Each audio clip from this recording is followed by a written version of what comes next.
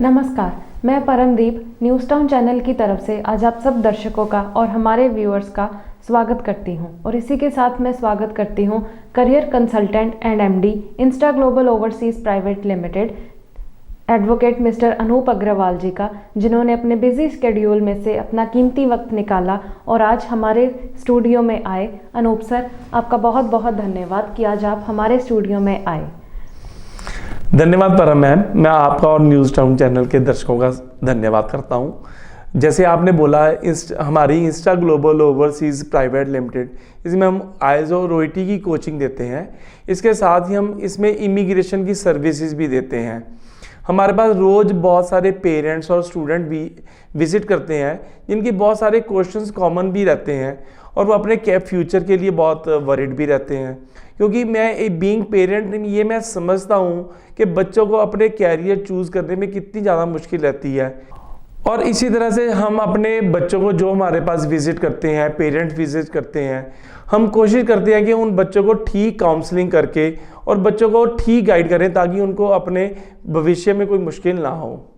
जी, ये बहुत ही अच्छी बात है। और इसी के साथ मैं आज आप सब व्यूअर्स को एक बात बतानी चाहूँगी कि सबसे पहले जो हमारी सबसे पहली वीडियो थी जो नर्सिंग कैरियर पर बेस्ड थी, जिसको आप सब लोगों ने बहुत ज़्यादा सराहा, उसे बहुत ज़्यादा सपोर्ट किया, और आज हम उसी के रिलेटेड कुछ क्वेरीज और कुछ डाउट्स जो आप सब ने हमें पोस्ट किए थे, आज उन्हीं के रिलेटेड अनूप सर आपको यूज़फुल इन्फॉर्मेशन प्रोवाइड करेंगे। मैम, मुझे सचमुच में इस चीज़ की खुशी है कि स्टूडेंट और पेरेंट्स के अलावा प्रोफेशनल्स भी हमारा प्रोग्राम देख भी रहे हैं और समझ भी रहे हैं। इसी लड़ी के अंतर्गत मैं आपको ये कहना चाहूँगा कि मैं आज आपके क्वेश्चन में, जो भी आपके क्वेश्चंस हैं, उनको पूरी तरह से सेटिस्फाई करने की कोशिश करूँगा। अगर कुछ भी क्वेश्चंस रिप्लाई, अगर नहीं भी बच्चों की रिप्लाई कंप्लीट ना भी हो, तो बच्चे बाद में नीचे दिए गए फ़ोन पे मुझे संपर्क भी कर सकते हैं। ये मेरा पर्सनल फ़ोन नंबर है, या मुझे मेरे पर्सनल फ़ोन पे व्हाट्सएप मैसेज करके भी जानकारी ले सकते हैं। जी सर, इसी के साथ अब हम बढ़ते हैं सबसे पहले क्वेश्चन की तरफ, जो कि नवदीप मैम जी की तरफ से है। और सर, वो बीएससी पास्ड नर्स हैं, उनके पास 4 साल का एक्सपीरियंस है, वो 4 साल से जॉब कर रही हैं और उनका एक बेटा भी है। वो आपसे ये जानना चाहते हैं कि एनएचएस के इसी प्रोग्राम के अंडर अगर वो यूके में एज वर्क परमिट अप्लाई करते हैं तो क्या उनका स्पाउस और उनका बेटा उनके साथ जा सकते हैं? जी मैम, जैसे अगर हम एनएचएस की ट्रस्ट की बात करें तो इसकी फुल फॉर्म है नेशनल हेल्थ सर्विसेज। ये एक यूके गवर्नमेंट की रजिस्टर्ड बॉडी है और यूके के सारे हेल्थ प्रोग्राम ये ट्रस्ट ही कंडक्ट करती है। और जितने यूके के सिटीजन हैं, उनकी हेल्थ भी यही करती है। सारे गवर्नमेंट और प्राइवेट हॉस्पिटल्स भी इसी ट्रस्ट के अंदर ही आते हैं। और जैसे अगर कोई भी नर्स किसी भी हॉस्पिटल में काम करती है तो वो एनएचएस ट्रस्ट के नीचे ही ये काम करेगी। अगर आपके नवदीप मैन एनएचएस ट्रस्ट के नीचे नर्स का काम करते हैं तो वो रजिस्टर्ड नर्स बनने के बाद अपने स्पाउस और बच्चे को कंपनी कर सकते हैं, और उनके स्पाउस को भी 5 साल का ओपन वर्क परमिट ही मिलेगा और वो वहाँ पे जाके अपना काम देख सकते हैं। जी, आई होप नवदीप मैम को उनका फीडबैक मिल गया होगा। अब इसी के साथ सर हम बढ़ते हैं नेक्स्ट क्वेश्चन की तरफ, जो है राजवीर जी की तरफ से, और वो तारीवाल से हैं। उन्होंने 2014 में जीएनएम क्लियर किया था, बट वो ये आपसे जानना चाहते हैं कि वो विदाउट आइल्स या ओईटी यूके वर्क परमिट के लिए अप्लाई कर सकते हैं? देखिए परम मैम, यूके में एनएचएस ट्रस्ट के नीचे आईएलटीएस और ओईटी पास कैंडिडेट ही काम कर सकते हैं, और आईएलटीएस और ओईटी ही इस चीज़ का प्रूफ है कि वो किसी भी हॉस्पिटल में काम करते हुए अपने डॉक्टर्स के साथ या पेशेंट के साथ अच्छी तरह से इंग्लिश में कम्युनिकेट कर सकते हैं। ये एक इंग्लिश बेस्ड टेस्ट है जो कि आपकी कम्युनिकेशन और उसको प्रेजेंट करता है। और इसी तरह से अगर आपने एनएचएस ट्रस्ट के नीचे काम करना है तो आईएलटीएस और ओईटी का क्वालिफाई होना ज़रूरी है। जी, ये बहुत अच्छी बात है कि अगर एक स्टूडेंट 2-3 महीनों में अगर मेहनत करता है तो वो एक सक्सेसफुल करियर बना सकते हैं। तो वैसे भी इंग्लिश में ये भी कहा जाता है, there is no substitute of hard work. देखिए मैम, जैसे आईएलटीएस और ओईटी की अगर आपने बात की तो इससे बढ़िया ऑप्शन इन कैंडिडेट्स के लिए कोई भी नहीं है।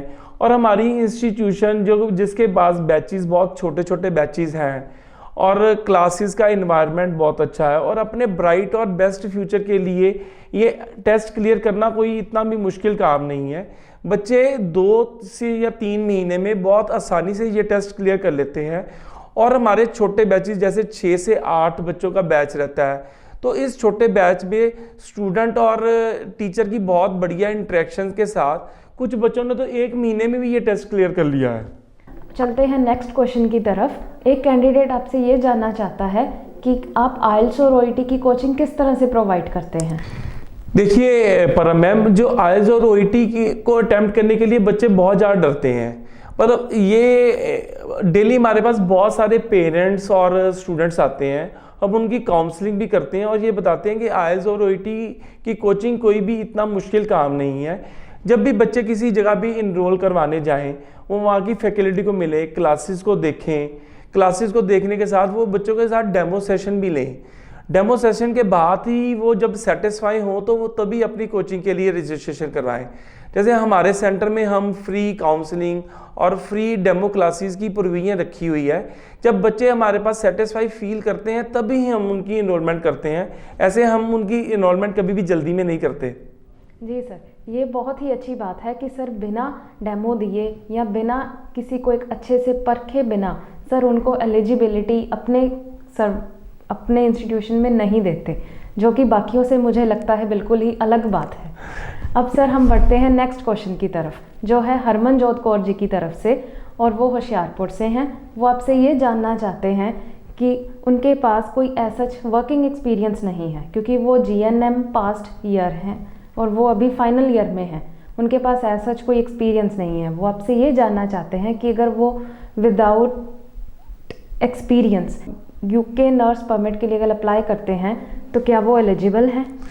देखिए वैसे तो ज़्यादातर हॉस्पिटल्स में 6 महीने से लेकर 1 साल का एक्सपीरियंस रिक्वायर्ड है, पर पीछे जैसे कोविड की सिचुएशन है तो बहुत सारे candidate hospital fresh year candidates को भी ले रहे हैं।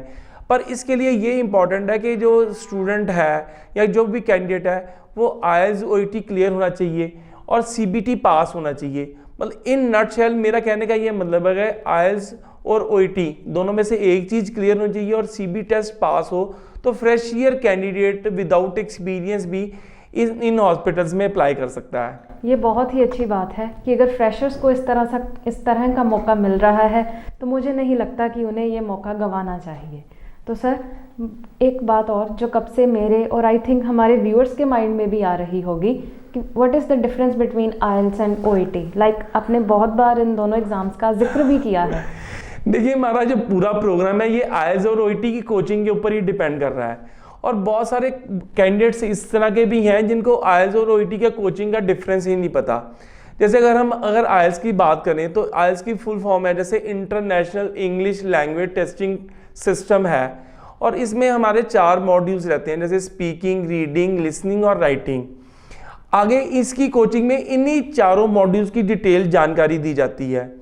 और इसी तरह से अगर हम ओईटी की बात करते हैं तो ओईटी की फुल फॉर्म है ऑक्यूपेशनल इंग्लिश टेस्ट। ये जो ऑक्यूपेशनल इंग्लिश टेस्ट है ये हेल्थ केयर प्रोफेशनल्स के साथ रिलेटेड है और हम नर्सिस को ये ओईटी कोचिंग प्रोवाइड करते हैं।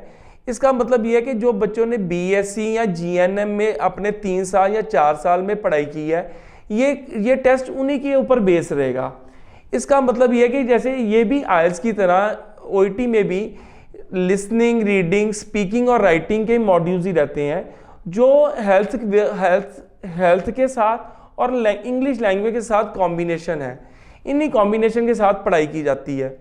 और इसी की और डिटेल में बात करूं, जैसे अगर आइल्स में 777 6.5 बैंड्स की रिक्वायरमेंट है और अगर ओईटी की बात करते हैं तो ये ग्रेडिंग सिस्टम है। ग्रेडिंग सिस्टम में BBB और C+ की रिक्वायरमेंट है। जी, आई होप मुझे लगता है कि अब जिन लोगों का डाउट था कि आइल्स और ओईटी में क्या डिफरेंस है, अब उनका वो डाउट क्लियर हो चुका होगा।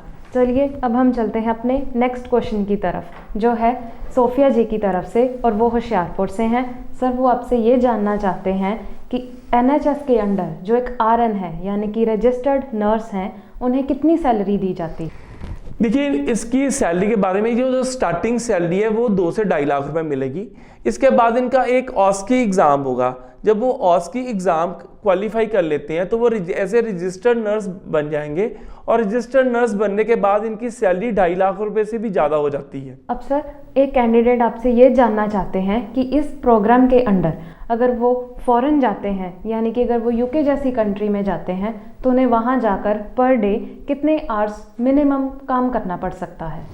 देखिए, अगर हम मिनिमम आवर्स की बात करते हैं तो अगर हम एक दिन की बात करें तो 7.5 घंटे। अगर वैसे ये वीकली ये मेथड कैलकुलेट होता है कि आपको पर वीक 37.5 घंटे काम करना है। इसमें आप अलग अलग शिफ्ट में जितने घंटे काम करेंगे वो घंटे कैलकुलेट हो जाएंगे आपके। ये 5 डे वीक रहेगा। जैसे अगर आपके पास 2 जो आपकी छुट्टियों वाले दिन है, अगर आप उसमें कोई भी एक्स्ट्रा काम करते हो करके आप एक्स्ट्रा इनकम ले सकते हैं।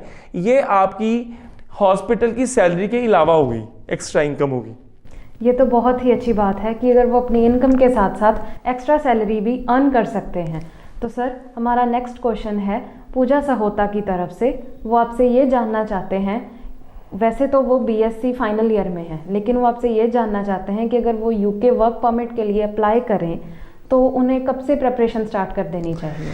देखिए, जो इसका आइडियल समय तो यही है कि वो बच्चे जो बीएससी और जीएनएम फाइनल ईयर में रहते हैं, तो वो बच्चे पढ़ाई के साथ साथ अपना आईएलटीएस ओईटी की तैयारी कर सकते हैं। इसकी सबसे बड़ी खूबसूरती ये है कि आईएलटीएस और ओईटी की वैलिडिटी 2 साल के लिए रहती है। जो बच्चे लास्ट ईयर में हैं, वो जब अपने आईएलटीएस ओईटी, उनके ऊपर जॉब का कोई प्रेशर नहीं रहता, और जब स्टूडेंट मोड में होते हैं तो उनके लिए ये आईएलटीएस ओईटी क्वालिफाई करना कोई मुश्किल काम नहीं है। बच्चे पढ़ाई के साथ साथ आईएलटीएस ओईटी क्वालिफाई करके पढ़ाई, जब अपनी बीएससी फाइनल ईयर या जीएनएम फाइनल ईयर के बाद, उसके जस्ट बाद ही अपना वर्क परमिट के लिए अप्लाई कर सकते हैं, या आप आगे एजुकेशन के लिए जा सकते हैं। जी, अब सर, एक एस्पिरेंट आपसे ये जानना चाहते हैं कि क्या वो आईएलटीएस किस में करें, लाइक वो एकेडमिक्स में करें या फिर जनरल में करें? देखिए, जो जनरल आईएलटीएस है वो सिर्फ पीआर के लिए ही काम आती है। अगर किसी बच्चे ने एनएचएस के नीचे वर्क परमिट के लिए जाना है तो उसके लिए भी आईएलटीएस एकेडमिक ही क्वालिफाई करेंगे, और अगर किसी बच्चे ने पढ़ाई के लिए भी जाना है उनके लिए भी आईएलटीएस एकेडमिक ही रिक्वायर्ड है। अगर इन्हीं दोनों सूरतों में देखें, अगर हम रूटीन में देखें, इनके लिए सबसे सूटेबल आईएलटीएस एकेडमिक ही है। जी सर, तो मैं आपसे ये चीज़ जानना चाहूँगी कि इसी आईएलटीएस ओईटी के रिगार्डिंग आपकी जो ऑर्गेनाइजेशन है Insta global overseas private limited, वो कैंडिडेट्स को किस तरह की सर्विस प्रोवाइड करते हैं? देखिए, आईएलटीएस और ओईटी में हम सब तरह की कोचिंग देते हैं। बच्चे, बहुत सारे स्टूडेंट इस तरह के हैं जो आईएलटीएस करके अपना स्टडी के लिए गए हैं और अपना फ्यूचर आगे बना रहे हैं। और अगर ओईटी की बात करें तो ओईटी आज ये एक ऑस्ट्रेलियन कंपनी कंडक्ट करती है ओईटी, और ओईटी ऑस्ट्रेलिया में, यूके में, आयरलैंड में, स्पेन में, नामीबिया में, ये बहुत सारी कंट्रीज़ में वैलिड है। और आने वाले दिनों में ओईटी की एक्सेप्टेबिलिटी बहुत सारे कंट्रीज़ में बढ़ती ही जा रही है। जैसे कनाडा में अगर बात करें तो कनाडा में डॉक्टर्स के लिए ओईटी एक्सेप्टेबल है। तो इसी तरह से बच्चे आईएलटीएस ओईटी करके अपना भविष्य आराम से बना सकते हैं। जी सर, एक कैंडिडेट आपसे ये जानना चाहते हैं कि हमारा नेक्स्ट क्वेश्चन सर ये है कि एक कैंडिडेट आपसे ये जानना चाहते हैं कि अगर वो यूके वर्क परमिट के लिए अप्लाई करें तो जो उन्हें अकोमोडेशन हॉस्पिटल से मिलने वाली है वो फ्री होगी या फिर पेड? देखिए, जब कैंडिडेट जाता है तो कैंडिडेट को अपनी रेगुलर सैलरी जो 2 से 2.5 लाख रुपए की, उसके अलावा उसको ज़्यादातर हॉस्पिटल 2 से 3 महीने का रहना, खाना पीना नर्सिस के लिए फ्री रहता है। इसके पीछे लॉजिक ये है कि जब बच्चा जाता है वो जाते ही अपना आराम से सेटल हो पाए और ऑस्की क्लियर कर पाए। जब वो ऑस्की क्लियर कर लेता है और एज ए रजिस्टर्ड नर्स बन जाता है तो फिर उसको 3 महीने बाद अपना रहने खाने पीने का इंतज़ाम खुद करना पड़ेगा। बल्कि वहाँ पे हॉस्पिटल्स उनको सपोर्ट जरूर करेंगे, पर ये उनको खर्चा खुद से ही सहन करना पड़ेगा। इसी के साथ हमारा आज का सेशन ख़त्म होता है। Thank you so much Anup sir कि आप आज हमारे स्टूडियो में आए और हमारे एस्पिरेंट्स जिन्होंने अपनी डाउट्स और अपने क्वेरीज हमें पोस्ट किए थे उनको पॉजिटिव फीडबैक दिया। Thank you so much for coming sir. Thank you ma'am. मैं भी ये भी कहना चाहता हूँ कि ठीक टाइम पे लिया गया ठीक डिसीजन हमारे फ्यूचर की बेटरमेंट के लिए रहता है। और मैं साथ में आपके व्यूअर्स जो कि स्टूडेंट्स हैं, पेरेंट्स हैं या और भी कोई लोग हैं, मैं ये उनको कहना चाहूँगा कि वो उनकी कोई और भी क्वेरी है तो वो बिना किसी हेजिटेशन के मेरे नंबर पे मुझे फ़ोन कर सकते हैं या अपना मुझे व्हाट्सएप मैसेज कर सकते हैं। मैं उनको अपनी हर तरफ से ठीक रिप्लाई देने की कोशिश करूँगा। जी, थैंक यू मैम। सर ने कहा कि आप उनको पर्सनली कांटेक्ट कर उनसे मिल सकते हैं या उनके पर्सनली उनके ऑफिस में विजिट कर सकते हैं, तो आप ज़रूर उनसे एक बारी संपर्क करें। तब तक के लिए धन्यवाद। Thank you so much for coming sir. Thank you ma'am, thank you ji.